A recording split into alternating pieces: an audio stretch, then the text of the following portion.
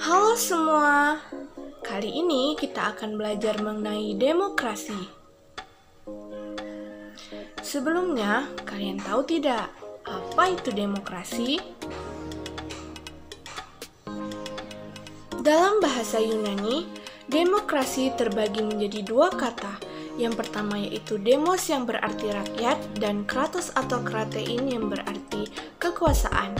Artinya, rakyat berkuasa, government of rule by the people. Nah, definisi yang paling singkat dari demokrasi adalah government of the people, by the people, and for the people.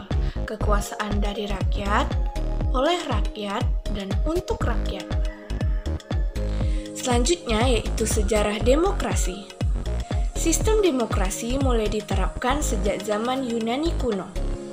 Dengan sistem ini, rakyat dapat terlibat langsung dalam pengambilan keputusan yang menyangkut dengan kenegaraan.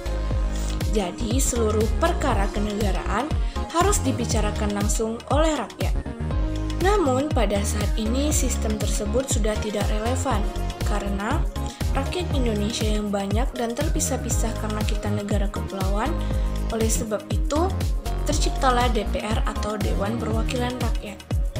Indonesia pernah menerapkan sistem demokrasi terpimpin pada masa pemerintahan Soekarno, sedangkan demokrasi Pancasila pada masa pemerintahan Soeharto. Hingga era reformasi, negara Indonesia masih menganut sistem demokrasi Pancasila. Sejarah singkat demokrasi ini harus dipahami bagi setiap warga negara Indonesia. Negara dapat dikatakan berhasil menerapkan sistem demokrasi jika ia sudah memiliki ciri-ciri sebagai berikut. Seluruh keputusan yang ditetapkan oleh pemerintah, menyelenggarakan pemilihan umum, mempunyai perwakilan rakyat, menerapkan ciri konstitusional, dan terdapat sistem kepartaian. Selanjutnya yaitu prinsip demokrasi. Setidaknya ada 7 prinsip demokrasi. Yang pertama yaitu negara berdasarkan konstitusi. Prinsip ini terkait dengan undang-undang dasar dan semua hukum yang ditetapkan. Konstitusi dijadikan landasan dalam berbangsa dan bernegara. Kedua yaitu kebebasan berpendapat dan berserikat. Setiap warga negara bebas untuk membentuk organisasi atau berserikat, sekaligus tidak membatasi haknya untuk mengeluarkan pendapat. Namun, pendapat tersebut harus disampaikan secara bijak. Ketiga, yaitu peradilan tidak memihak dan bebas.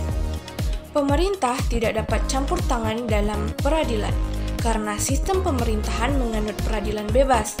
Netralitas amat sangat diperlukan, sehingga bisa melihat permasalahan dengan tepat dan jernih.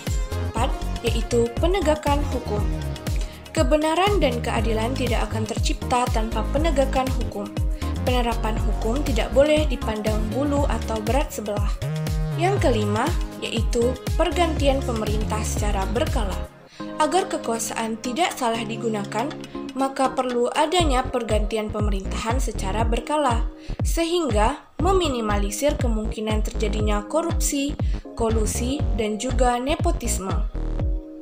Yang keenam ada kebebasan pers. Kebebasan pers menjadi media penyalur aspirasi warga negara, sehingga bisa memberikan kritik dan saran kepada pemerintah yang menjadi pemuat kebijakan publik. Akhir yaitu jaminan atas hak asasi manusia.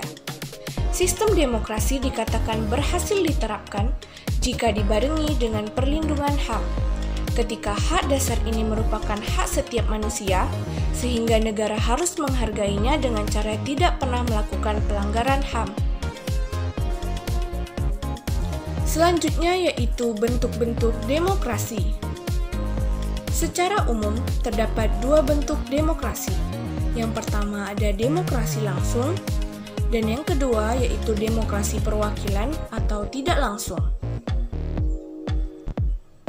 Contoh-contoh negara penganut sistem demokrasi yaitu Indonesia, India, Amerika Serikat, Brazil, Pakistan, dan Nigeria. Sebelum kakak mengakhiri video ini, kakak ingin memberikan satu tugas buat kalian. Silakan kalian cari kelemahan dan kelebihan dari demokrasi. Jangan nggak dicari loh.